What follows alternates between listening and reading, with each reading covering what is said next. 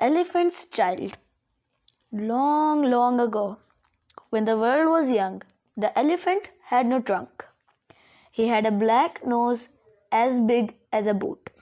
He could not move it about from side to side, but he could not drink with it or pick things up with it.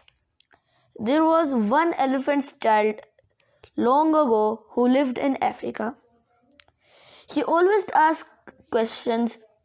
He asked his tall uncle, the giraffe, why he had so many spots. His uncle did not like this and he spanked him with his hard foot.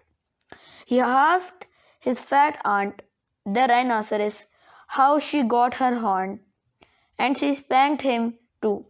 He asked his uncle, the baboon, why the leaves fell in autumn, and yes, he spanked the elephant's child too.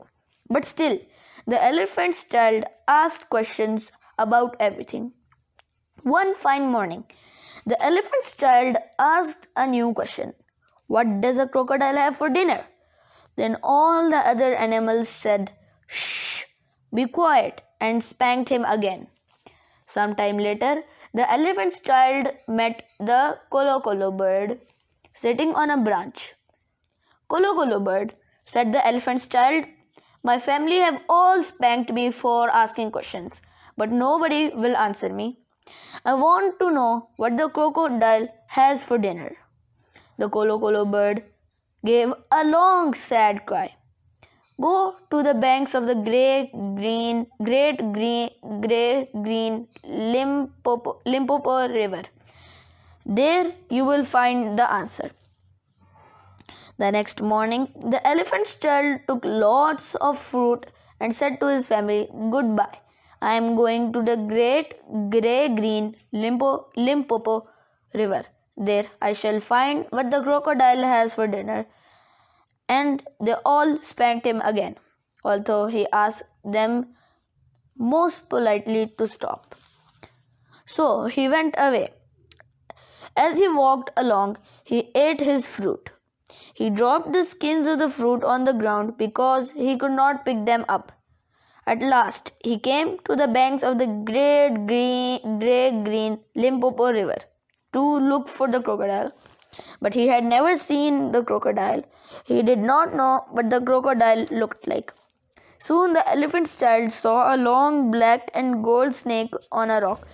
Excuse me, said the elephant's child, but have you seen the crocodile anywhere? What a silly question, said the snake, and spanked him with his long black and gold tail and slid quietly away.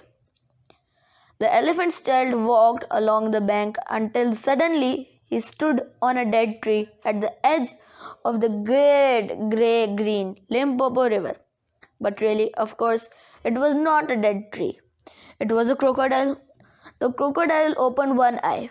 Yes, he said in a smooth, sweet voice. Excuse me, said the elephant's child most politely, but have you seen a crocodile anywhere, please? The crocodile opened his other eye and lifted half of his tail out of the mud. The elephant's child took a step back. Come here, my little friend, said the crocodile. Why don't you come nearer? Excuse me, said the elephant's child most politely, but everyone in my family spanked me for asking questions. I don't want to be spanked again. Come here, little one, said the crocodile. I am the crocodile and I can answer your questions. And I promise I won't spank you. Then the elephant was very excited. He went down on his knees on the river bank and said, will you really answer my question? And you won't spank me? Very well then. What do you have for dinner? Come nearer, my little friend, said the crocodile, and I'll whisper it in your ear. Then the elephant's child put his head close to the crocodile's big red mouth with its long, sharp, cruel teeth. The crocodile caught him by his small black nose. I think, said the crocodile, today I will have the elephant's child for dinner. His words were not clear because he was holding the nose of the elephant's child between his teeth, but they were clear enough. "Stop it!" cried the elephant's child. "You're hurting me." Then the snake came along. "My young friend," he called to the elephant, "you must pull as hard as you can. If you do not, you will become the crocodile's dinner." The elephant's child and the crocodile both pulled as hard as they could, and at every pull, the nose of the elephant's child stretched. At last, he began to slip.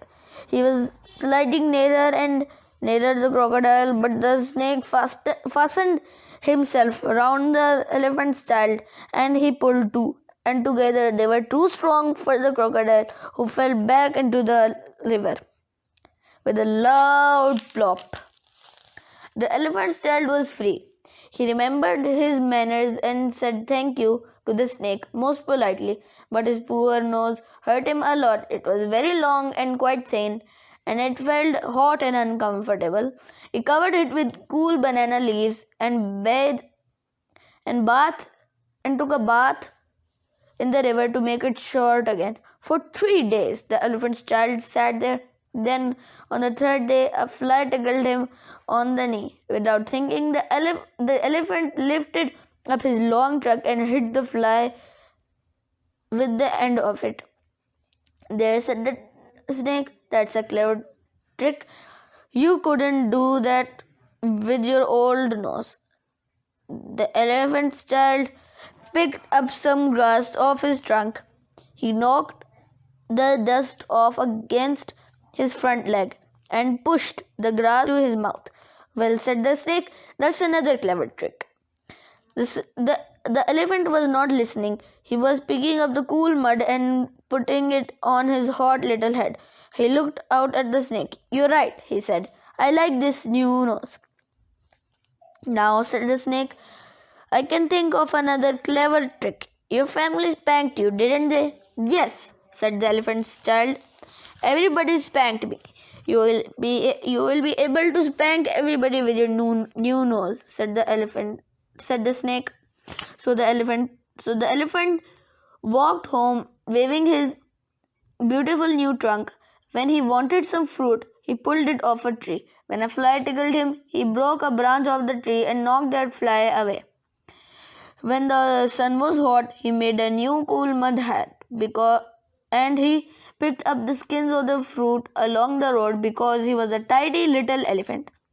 One dark evening, he came back to his dear family. "Bad child," they said, "where have you been? We will spank you." "Ha," said the elephant's child, "I can spank harder than you." He spanked them hard with his wonderful new trunk. "Help," they cried. "What happened to your nose?" "I got it from the crocodile in the great green Limpopo River. I asked him what he had for dinner and he gave me this new nose." "It looks very ugly," said the baboon. "Perhaps it does," said the elephant's child, "but it is very useful. Look." And that naughty little elephant spanked the baboon with his trunk. Next he picked him up by one leg and threw him up into a tree. Then that naughty elephant spanked all of his family, but he did not hurt the Kolo bird. At last all the elephants went down to the great green Limpopo River to get new noses. And that is why all elephants have trunks. The end.